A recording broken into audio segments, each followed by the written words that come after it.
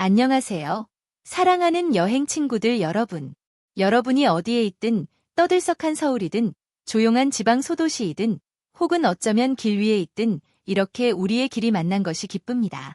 제 이름은 김민주입니다. 제 삶에는 두 집이 있습니다. 첫 번째 집은 부산의 작은 아파트로 항구가 보이고 책상 위 액자에는 부모님 사진이 놓여 있습니다. 두 번째 집은 첫 번째 집보다 큽니다. 무게는 40톤이고 디젤 엔진 언어로 말합니다. 이것은 제 볼보, 제 요새, 제 운명입니다. 16년 동안 시작할 때 저는 젊은 소녀였고 대륙의 강철도로가 진정한 자유라고 결심했습니다. 마을의 다른 소녀들이 사무실에서 일하거나 결혼하는 것을 지켜보았습니다. 하지만 저는 운전대를 선택했습니다. 처음에는 조롱과 동료 남성들의 의심 어린 눈빛이 있었습니다. 민주야, 넌 국이나 끓이는 게 좋지. 변속기를 돌리는 게 아니야. 하지만 저는 증명했습니다. 그냥 제 일을 했습니다. 하루하루, 킬로미터마다. 그리고 가장 놀라운 게 뭔지 아세요? 길이 저를 거칠게 만들지 않았다는 거예요. 길은 저에게 보는 법을 가르쳐 주었어요. 단순히 창밖 풍경을 보는 것이 아니라 제가 지나가는 곳들의 영혼을 보는 법을요. 베트남의 젖은 살냄새, 몽골 초원의 푸른 하늘, 마치 지붕까지 닿을 것처럼 보이는 하늘빛, 밤의 이스탄불 금빛 불빛들이 언덕 위에 흩뿌려진 목걸이처럼. 그리고 이 비행은 그리움으로 시작했어요. 저는 부산에서 바쿠로 부품을 운송하고 있었고 아스타나를 경유했죠. 떠나기 전에는 엄마와 영상통화를 했어요. 그녀는 허리가 아팠고 저는 곁에 있어 해조국 수프를 끓여줄 수 없었죠. 그 수프가 그녀를 회복시켜주는 건데요. 인삼차를 가져다 주기도 하고요. 그 죄책감, 그것이 제 안에서 가시처럼 박혀 있었어요. 저는 카자흐스탄의 끝없는 광야를 트럭으로 달렸고 눈앞에는 엄마의 얼굴이 떠올랐어요. 카자흐스탄의 가을. 이것은 뭔가 특별한 것이다. 단순히 여름 다음 시즌이 아니다. 이것은 계시와 같다. 공기가 너무 깨끗하고 희박해서 얇은 유리처럼 울린다. 그리고 공기는 향기로 가득 차 있다. 쌉싸름한 쑥, 아궁이에서 나는 달콤한 연기. 나는 거기서 쿠이르닭이 요리되고 있다는 것을 알았고, 그리고 눈 덮인 자일리 알라타우 산에서 오는 희미하고 차가운 소식까지 담겨 있다. 여기 산들은 항상 지평선에 있다. 침묵하고 영원한 수호자들. 그날 그들은 특히 가까이 있는 것처럼 보였다. 나는 거의 혼자 고속도로를 달리고 있었다. 한국 라디오를 켠 채 잡음을 뚫고 익숙한 노래들을 들었다. 그리고 어느 순간 이 슬픈 멜로디 속에서 나는 스스로 긴장을 풀도록 허락했다.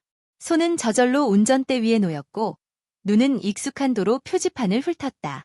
나는 며칠 뒤 바쿠에서 한국 가게를 찾아 엄마에게 좋은 인삼을 사서 택배로 보내겠다는 생각을 했다. 이 생각이 나를 따뜻하게 했다.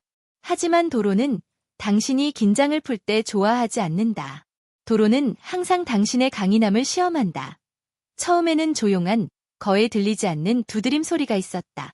나는 속도를 줄이고 귀를 기울였다. 기분 탓인가?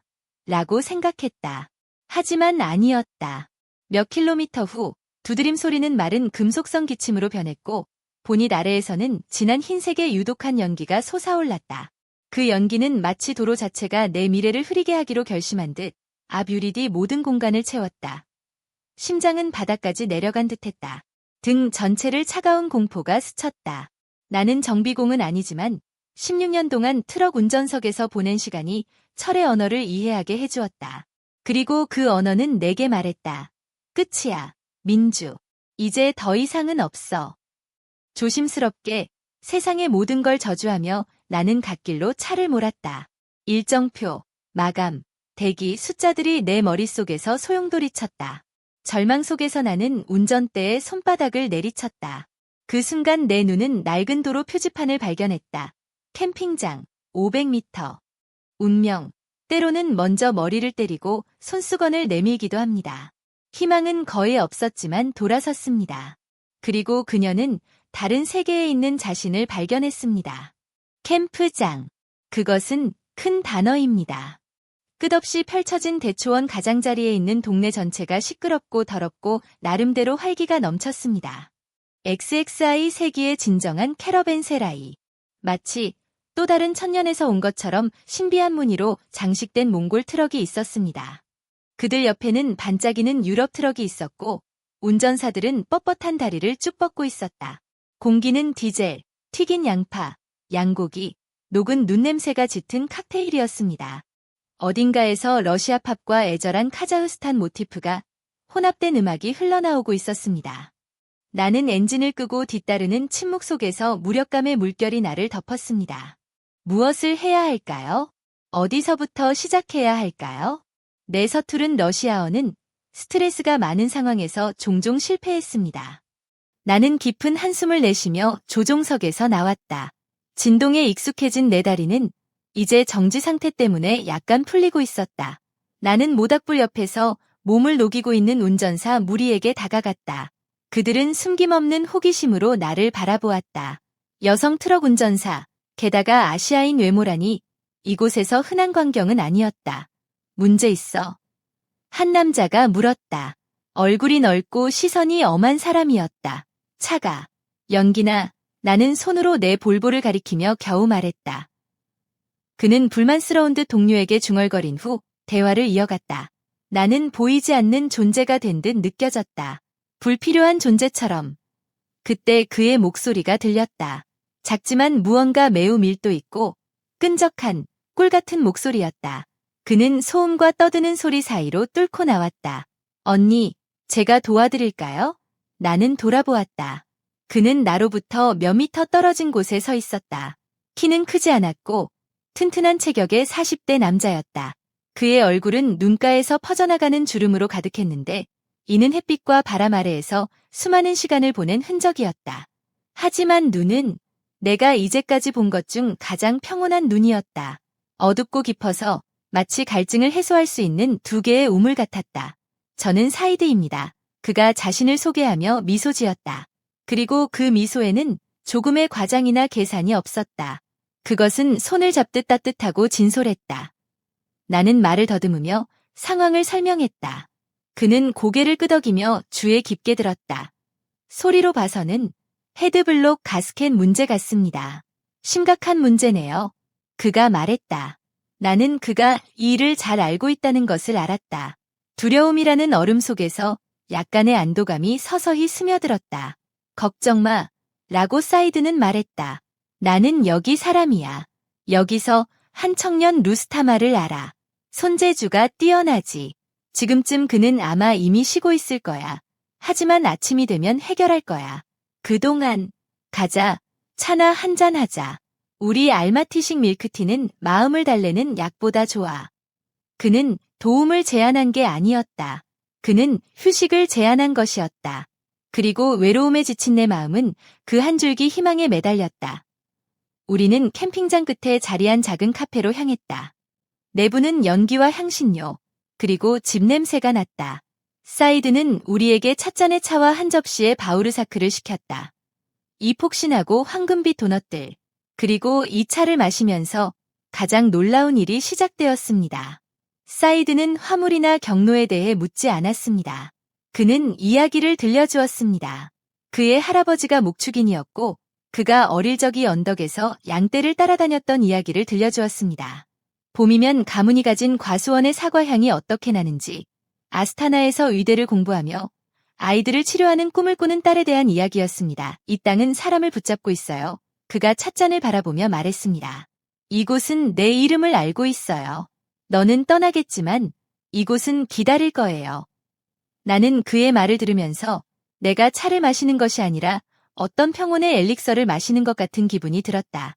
나, 김민주, 뿌리가 이미 오래전에 바퀴가 밟는 아스팔트로 변해버린 내가 갑자기 이 사람에게 질투를 느꼈다.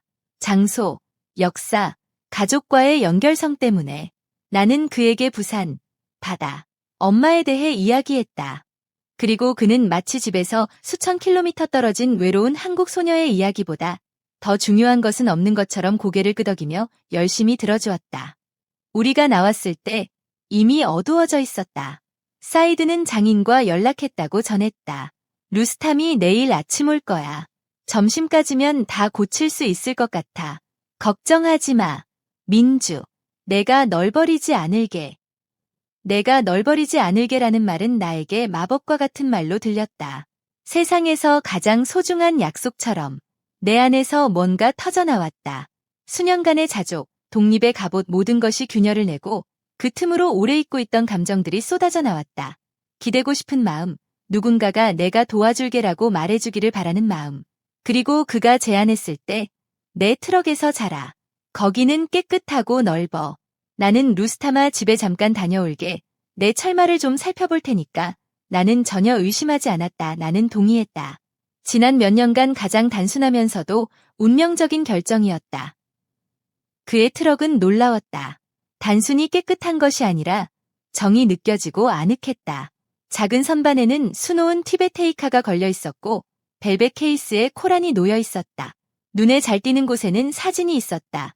사이드, 아름다운 여성, 그리고 웃고 있는 10대 소녀. 그의 우주가 담긴 액자였다. 담요들은 깔끔하게 말려 있었고 전기 주전자가 놓여 있었다. 그것은 단순한 차가 아니라 집이었다. 집 안에는 차, 가죽, 그리고 어쩐지 가족적인 향기가 났다. 여기 누워도 돼. 그는 좌석 뒤 넓은 선반을 가리키며 말했다. 편히 자, 내일은 다 괜찮을 거야. 그가 떠나고 나는 낯선, 하지만 이렇게나 친절한 공간에 혼자 남았다.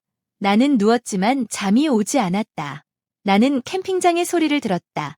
누군가의 웃음, 개 짖는 소리, 멀리서 들리는 음악. 그리고 내 생각은 떨어진 나뭇잎처럼 빙빙 돌았다. 왜 나는 그에게 이렇게 믿음을 주는 걸까? 나는 스스로에게 물었다. 그가 착해서일까? 길 위의 삶이 나에게 무조건적인 선함을 믿지 못하게 오래전부터 가르쳤는데 아마 내가 너무 강하려고 애쓰다 지쳐서일지도. 나는 잠들기 전에 엄마에게 전화를 걸었던 일을 떠올렸다. 그녀의 목소리는 약했다. 민주야, 어디 있니? 길 위에 있어. 엄마. 다 괜찮아. 거기 조심해. 딸아, 빨리 돌아오렴. 나는 전화를 내려놓고 어두운 캐빈 천장을 바라보았다. 외로움은 누군가에게 사랑받지 못하는 것이 아니다. 외로움은 당신이 사랑하는 사람들을 돌볼 수 없을 때 느끼는 것이다. 수천 킬로미터 떨어져 있을 때 당신이 할 수 있는 것은 전화로 괜찮아라고 말하는 것뿐이다. 눈물이 목구멍까지 차올랐다. 그 순간 나는 사이드에 대한 신뢰가 계산이 아니라 항복이라는 것을 깨달았다. 잠시라도 김민주가 아닌 무적의 장거리 트럭 운전사가 아니고 그냥 도움이 필요하고 보호받아야 하는 한 여자가 되고 싶다는 욕망 앞에서의 항복이었다. 그 깨달음을 안고 나는 마침내 잠들었다. 잠은 무겁고 끝이 없었다. 나는 앞으로 나아갔다. 내 마음은 내가 어디에 있는지 깨닫기 전에 공황 상태에서 두근거리기 시작했습니다. 나는 눈을 떴다. 오두막에 빛이 있었다. 그리고 내가 처음 본 것은 운전석에 앉아있던 사이다였습니다. 그는 엔진을 시작하고 백미러에서 나를 보았다. 같은 종류의 미소. 좋은 아침, 민주. 충분한 수면을 취했습니까? 나는 이미 루스탐을 만나러 갔다. 그는 이미 일해야 합니다. 그는 모든 것이 저녁 식사를 위해 준비될 것이라고 말했습니다. 이제 어서 그것을 흔들어 보자. 그들은 세계에서 가장 맛있는 3~4를 요리 어디에 도시로 가자. 내가 당신을 보여드리죠. 당신은 아무 생각이 없다. 열정과 함께, 열과 함께. 그의 열정은 전염성이 있었습니다. 밤의 공포의 잔재는 연기처럼 흩어졌다. 나는 병에서 얼음물 내 얼굴을 씻어 자신을 청소. 우리는 그의 오래된 세단에 들어갔다. 알마 아타의 아침은 밝고 화창했습니다. 도시가 깨어나고 있었다. 사이드는 훌륭한 가이드였습니다. 이봐, 모스크가 있어. 그리고 이것은 전 성당입니다. 나무로 만든, 당신은 상상할 수 있습니까? 그리고 저 위에 있는 산들. 당신은 케이블카로 올라갈 수 있습니다. 전망은 아슬아슬하다. 그는 말하고 농담하고 카자흐스탄 라디오를 켰습니다. 나는 그를 비웃었다. 나는 다시 안전하다고 느꼈다. 나는 이 회의에 감사했다. 그러나 점차적으로 무언가가 바뀌기 시작했습니다. 우리는 좁은 거리의 미로로 넓은 도로를 해제. 이곳의 집들은 오래되었고 단층 건물이었고 셔터는 시간이 지나면서 어두워졌습니다. 거에 사람들이 없었습니다. 사이드에 쾌활한 수다가 가라앉았다. 라고 말했다. 우리는 어디로 가고 있습니까? 나는 길을 알지 못한다. 그는 돌아서지 않고 길을 열심히 쳐다보았다. 그는 중얼거렸다. 나는 잠시 동안 내 동생의 집에 들러야 합니다. 그녀는 저쪽에 있는 그 집에 살고 있어요. 나는 우리가 아침 식사를 할 것이라는 것을 알려줄 것이다. 그는 가장 초라한 집 중 하나에 멈췄습니다. 석고가 무너지고 셔터가 단단히 닫혔습니다. 삶의 단 하나의 징조가 아닙니다. 냉기가 내 척추를 따라 달렸다. 난 그냥 분수 있습니다. 말했다 차에서 얻었다. 여기서 기다려. 나는 그가 집에 와서 두드리는 소리를 들었다. 아무도 대답하지 않았습니다. 그리고는 열쇠를 꺼냈어요. 열쇠 구멍에 삽입, 내 눈에서 숨겨진, 그리고 문을 통해 사라졌다. 그리고 조용하지만 뚜렷한 클릭이 있었습니다. 그것은 침묵 속에서 총소리처럼 들렸다. 차에 있는 모든 중앙 잠금 장치는 잠겨 있습니다. 내 마음은 박동을 건너 뛴 다음 맹렬한 속도로 두근거리며 내 사원을 두근거리기 시작했습니다. 왜 날 가뒀어? 왜 그는 열쇠를 가지고 버려진 집에 들어갔습니까? 그의 여동생은 어디에 있습니까? 5분이 지났습니다. 15. 오두막은 참을 수 없을 정도로 답답해졌습니다. 나는 창문을 통해 누군가의 눈을 잡으려고 했지만 거리는 비어 있었다. 멀리 어딘가에 개가 짖고 있었다. 내 호흡은 빠르고 얕아졌습니다. 내 손이 땀을 흘리고 있었다. 그는 당신을 속였습니다. 내면의 목소리가 속삭였습니다. 모두 공연이었어. 친절한 눈, 내 딸에 대한 이야기, 모든 거짓말. 그는 당신을 유혹. 그리고 지금 무엇? 도로에서 운전자들이 들려준 범죄 보고서와 공포 이야기들이 내 머리를 뚫고 번쩍였다. 인신매매. 장기들. 나는 문 손잡이를 보았다. 그녀는 나와 자유 사이에 그런 어설픈 장애물처럼 보였습니다. 그리고 나는 그를 보았다. 그는 집을 떠났다. 그는 빨리 주위를 둘러보았고 차에 접근하지 않고 거의 골목 깊숙이 뛰어들어 시야에서 사라졌습니다. 그는 사라졌어요. 그는 나를 잠그고 떠났다. 그 순간 두려움은 순수한 동물 공포로 변했습니다. 내 마음은 비어갔다. 본능이 걷어찼다. 나는 미친 듯이 핸들을 당겨 잠금 해제 버튼을 누르기 시작했다. 아무것도 작동하지 않았다. 나는 강제로 문에 기계 잠금 장치의 레버를 누르면 그리고 무딘 클릭으로 잠금 방법을 주었다. 나는 끓는 것처럼 차에서 뛰어내렸다. 다리가 흔들렸다. 저는 사이드가 갔던 방향과는 반대 방향으로 달리기 시작했습니다.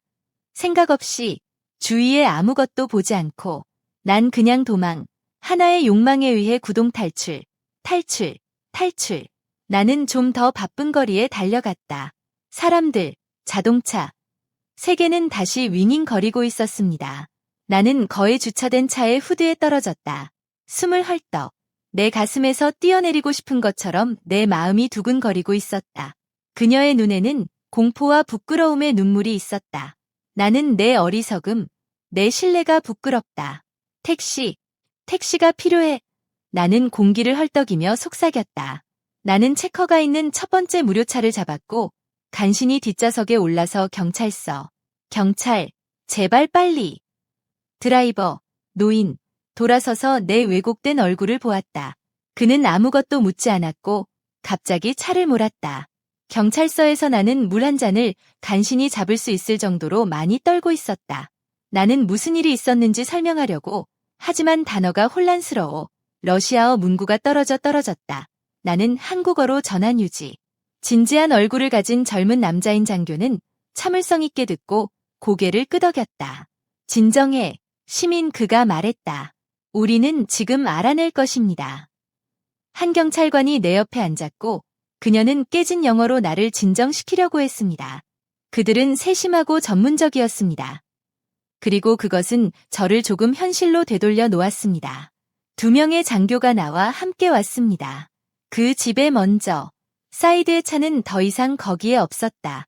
버려진 집은 이전과 같이 조용하고 불길했습니다. 그런 다음 우리는 캠핑을 갔다. 그리고 나서 모든 것을 뒤집어 놓은 일이 일어났습니다. 내 트럭은 같은 장소에 있었다. 그녀 옆에 기름기 많은 바지를 입은 수염난 남자가 뒤적거리며 후드를 들어 올렸습니다. 그리고 그 옆에 말했다. 그가 뒷좌석에 있는 경찰관아와 함께 있는 우리 차를 보았을 때 그의 얼굴은 죄책감이 아니라 완전한 당황을 표현하여 경보로 변했습니다. 내가 나왔을 때 그는 나를 향해 한 걸음을 내딛었다. 민주, 무슨 일이야? 괜찮아. 그의 목소리에는 분노가 없었다. 오직 진정한 관심. 그리고 루스탐이 와서 손을 헝겊에 닦았습니다. 아, 이게 당신의 한국인인가요? 그는 말했다 중얼거렸다. 내가 말했잖아. 가스켓도 갈아줄게.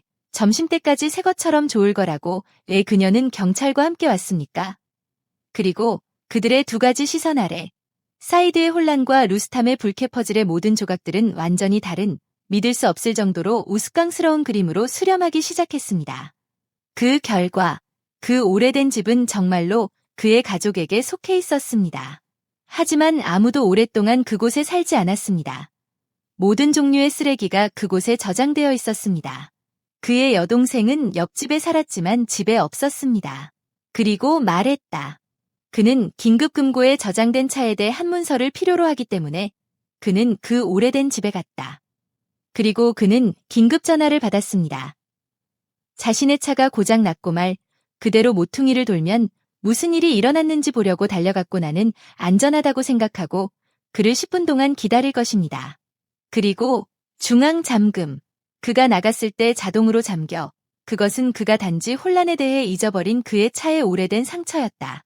그것은 괴상하고 우스꽝스럽고 굴욕적인 사고의 사슬이었습니다. 그는 이 모든 것을 설명할 때 그의 정직한 눈으로 나를 보고 나는 뜨거운 눈물이 내 뺨을 실행 느꼈다. 그러나 그들은 두려움이나 안도의 눈물이 아니었습니다. 그들은 압도적이고 불타고 귀가 들리지 않는 수치의 눈물이었습니다. 저는 이 사람 앞에 서 있었습니다. 그는 저에게 매우 친절하고 인내심이 많았고 낯선 사람을 돕기 위해 시간을 들였고 제 생각에서 가장 끔찍한 일들에 대해 비난했습니다. 나는 그에게서 도망쳤다. 나는 경찰을 그에게 데려왔다. 라고 말했습니다. 아이, 미안해. 내가 말할 수 있는 전부였다. 그러나 그는 화를 내지 않았다. 그는 비난하지 않았다. 그는 내게 다가서 부드럽게 말다. 그래서 경들못. 민주, 사과해야 할 사람은 나야. 내 잘못이야. 당신이 얼마나 피곤한지 알 수 있습니다. 도로. 그것은 때때로 우리의 신경에 트릭을 재생합니다. 나는 아마 나 자신을 두려워할 것이다. 그의 말에는 악의가 없었다. 오직 이해. 같은 깊은 루트 친절 나는 처음부터 느꼈다. 경찰은 그것을 정리한 후 떠났다. 우리 셋은 남았습니다. 나, 말했다. 그리고 이미 씨앗을 껍질을 벗기고 있던 불평하는 루스텀. 우리가 드라마를 끝내기를 기다리고 있습니다. 저녁까지 내 볼보가 수정되었습니다. 나는 작별 인사를 중얼거리는 루스탐에게 돈을 지불했다. 모든 사람이 산 적은 아닙니다.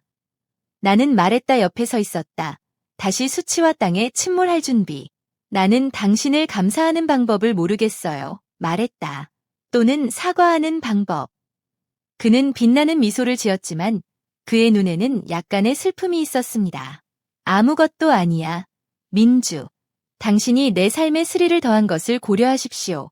그는 산 뒤에 가라앉는 태양을 바라보며 잠시 멈췄다. 아시다시피 세상은 당신을 속이고 싶지 않습니다. 때때로 그는 너무 큰 소리로 말하고 우리는 피곤하고 너무 조용히 듣습니다. 그리고 우리는 그를 듣지 않고 우리 자신의 두려움을 듣습니다. 우리는 작별 인사를 했다.